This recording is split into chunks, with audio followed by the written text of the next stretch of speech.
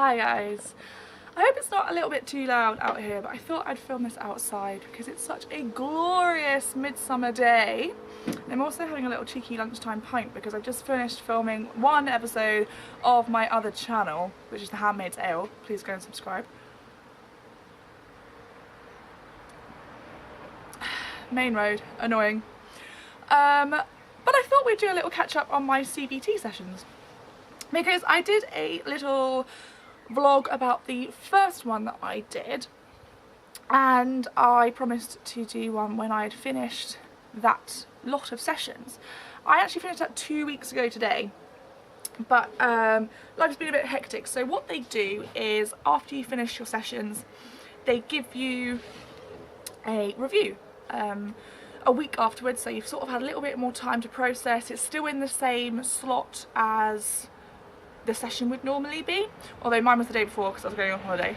And so my therapist, my counsellor, phoned me up and sort of let me know how she thought I'd improved and how I had responded to the sessions and what I could do next. So let's talk about how I dealt with the sessions. So they were every Thursday afternoon. Thursday? Wednesday? Thursday. Trying to think. And they were an hour and a half long, and they were sort of split in two with a little break in between. They dealt with a lot of different things. Some weeks I found them super useful, and then other weeks I didn't. A lot of it I knew, like the physical stuff. It's like, yeah, I know all that because I'm going through it and I have suffered with it long enough and done enough reading behind the scenes to know that that is caused by my anxiety, like when I talk too fast, or when I can't sleep, or when I get a tingly elbow. I know that they're like my tics, so to speak. So I didn't find those, I found them interesting, I didn't find them that useful. I found the mindfulness ones quite interesting and I have used those. So it's the sort of thing where you are living in the moment. So different people do it in different ways. The example they gave was doing the washing up. So you focus on everything that you're doing in that moment. So you use all 5 senses. Well, maybe not when you're doing the washing up. Please don't drink washing up liquid or washing up water, actually, for that fact. But you sort of really focus on what you can feel and what you can smell and what you can hear. Can you hear the bubbles? Can you hear the water sloshing around? That sort of thing. I actually hate washing up, and we have a dishwasher, so I didn't use the washing up one. I decided that I was going to use it when I focused on my makeup, specifically liquid eyeliner, which I'm not wearing today, but you know, focusing on that sort of thing brings you back down to earth. It pushes the worries out if you can really focus on that sort of thing, because I didn't find the techniques of trying to clear my brain using brain clearing techniques very easy. Like the leaves on a stream, I can't put all my thoughts on a leaf and throw it away, and I'm not very good at like meditating and clearing my thoughts and doing that sort of thing, because my brain is like full of electricity and it's constantly thinking. I don't understand these people that don't think all the time. I've always done this. And the other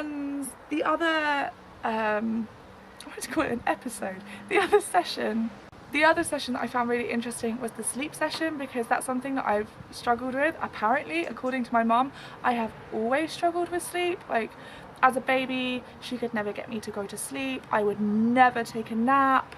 And I remember as a child, like tossing and turning, like being 2.5, 3 years old with a dummy and not being able to sleep, and like looking at a clock and watching it tick tick tick. Like I had this Disney clock on my wall, and I used to watch the seconds go round and round and round and round, like watch the second hand, and I could never get to sleep. And apparently that's something that I've carried over into my adult life. So that was interesting to try and find techniques to get to sleep. Some of them I can do and I can't do. So one of them that I thought that's just never going to happen was, if you can't get to sleep in 30 minutes, then get up and do something boring. I would never be in my bed because it takes me like at least an hour to get to sleep. So I go up to bed at 10 o'clock and I sort of do my routine. So I brush my teeth and wash my face, and then I probably watch something until 11, half 11. So I'm already in bed and like trying to relax, but then I won't be asleep until like 1 o'clock in the morning. So I can't just keep getting out of bed and pottering around the house. Other things was like temperature in your room, which at the moment it's boiling and there's just no way I can reduce the temperature in my room. Creating a routine, like they said you do it with children and babies, why do we stop doing that as an adult? And you really need to like start getting into a timed routine, so you know at 10 o'clock you're going to go brush your teeth, or do whatever you do before you go to bed.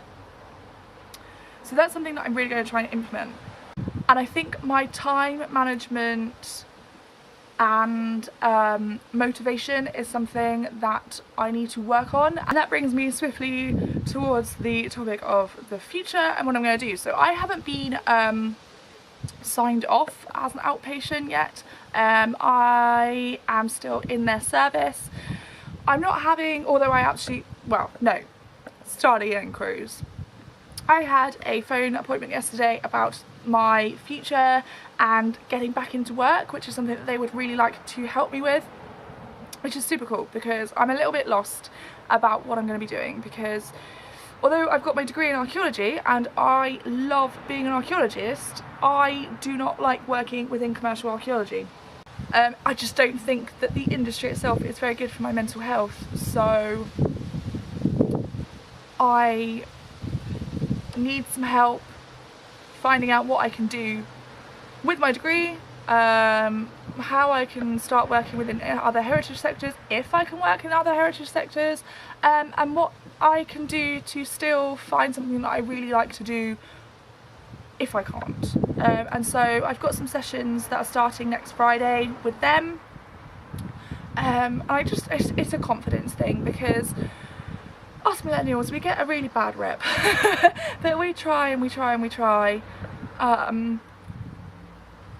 So, you know, it's the motivation and self-control. Like, I could be applying for jobs right now. I probably should be applying for jobs right now, but I just don't know what I should be applying for.